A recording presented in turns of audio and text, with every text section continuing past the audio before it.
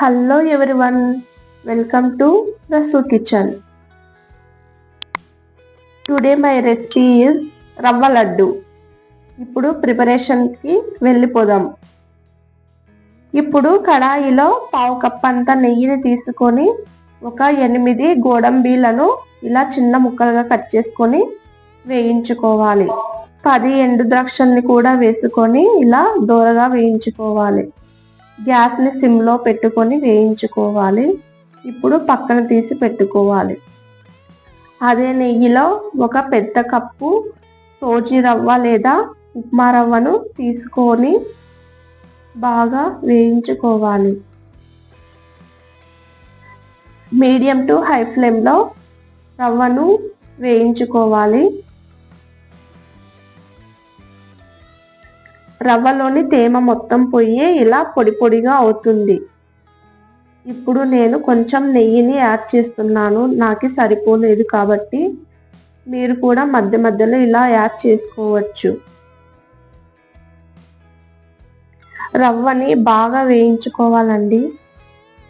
20 నిమిషాల నుంచి 30 నిమిషాల వరకు బాగా సిమ్లో పెట్టుకొని వేయించుతూనే ఉండాలి. అడుగు అస్సలు మాడనివ్వకూడదు. రవ్వ 80% వేగిన తర్వాత ఇప్పుడు మనము ఎండు కొబ్బరిని చిన్నగా తురుముకొని యాడ్ చేసుకోవాలి. నేనైతే ఇక్కడ 1 కప్పుకి 1/4 కప్పు కొబ్బరిని యాడ్ చేస్తున్నాను. ఇప్పుడు కొబ్బరి తురుము వేసాము కదా, అలాగే 1 స్పూను నెయ్యిని కూడా యాడ్ చేసి బాగా వేయించుకోవాలి. రవ్వ లడ్డుకు నెయ్యి బాగా వేయాలి. కొబ్బరిని అస్సలు మాడనివ్వకూడదు. బాగా దూరగా వేయించుకోవాలి. మా ఛానల్ని ఫస్ట్ టైం చూసినట్లయితే లైక్ చేసి షేర్ చేసి సబ్స్క్రైబ్ చేసుకోండి. మరిన్ని రెసిపీస్ కోసం కామెంట్ చేయండి. రవ్వ ఎండు కొబ్బరి తురుము బాగా వేగిన తర్వాత ఇప్పుడు 1 కప్పు రవ్వకి 1/4 కప్పు షుగర్ని యాడ్ చేసుకోవాలి. షుగర్ని యాడ్ చేసిన తర్వాత జస్ట్ ఒక 5 మినిట్స్ వేయించితే సరిపోతుంది. అంతే అండి. 5 మినిట్స్ వేగిన తర్వాత గ్యాస్ ఆఫ్ చేసుకోవాలి. కొంచెం చల్లారిన తర్వాత మనము ఉండలు కట్టుకోవాలి. ఇప్పుడు మనము ముందుగా వేయించి పెట్టుకున్న గోడంబి ఎండు ద్రాక్షలను యాడ్ చేసుకోవాలి.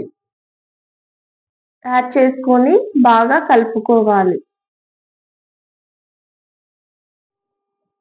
ఈ మిశ్రమంలో 1/4 కప్ అంతా పాలని యాడ్ చేయాలి. 1 కప్పు రవ్వకి 1/4 కప్ అంత పాలు సరిపోతుంది.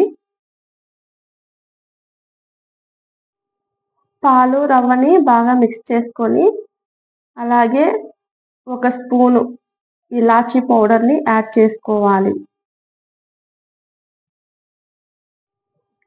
ఇప్పుడు మనము ఉండలుగా చేసుకోవాలి. ఇలా గట్టిగా ప్రెస్ చేస్తూ చిన్నగా రౌండ్గా ముద్దలుగా చేసుకోవాలి. రవ్వ లడ్డు చేయడం చాలా ఈజీ అండి. ఫస్ట్ టైం చేసే వాళ్ళు కూడా చాలా పర్ఫెక్ట్గా చేస్తారు. నేను చెప్పినట్లు చేస్తే చాలా పర్ఫెక్ట్గా వస్తుంది. ఇంకా వేరే వీడియో ఏం చూడనవసరం లేదండి. ఇదే పర్ఫెక్ట్గా వస్తుంది. ఈ రెసిపీని మీ ఇంట్లో కూడా ఖచ్చితంగా చేసి చూడండి. పర్ఫెక్ట్గా వస్తుంది. మా వీడియో చూసినందుకు ధన్యవాదాలు.